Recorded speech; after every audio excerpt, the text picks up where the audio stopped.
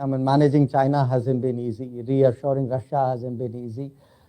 Getting Japan into play hasn't been easy. So, those are the natural challenges of a changing world. But I was trying for a kind of a lay reader really to sum up the multiple directions which we would have to address in different ways. So, life diplomacy is not linear, it's not unifocal.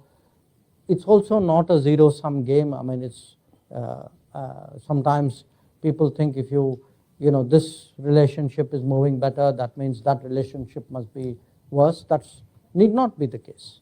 I mean, I think a lot of that depends on our strategy and our skills.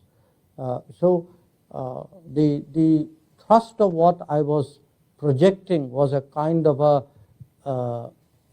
development along multiple axes towards multiple centers, multiple poles, multiple regions. And that requires an enormous dexterity.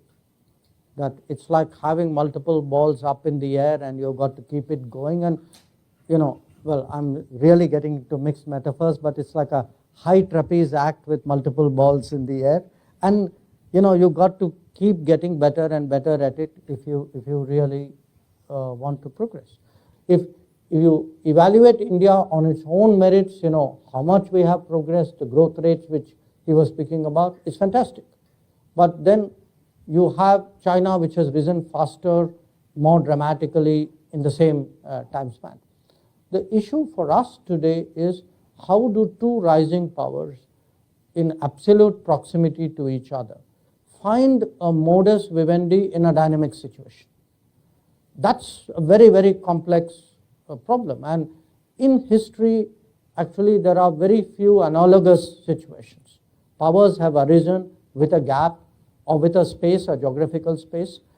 It's easier to deal with that kind of situation.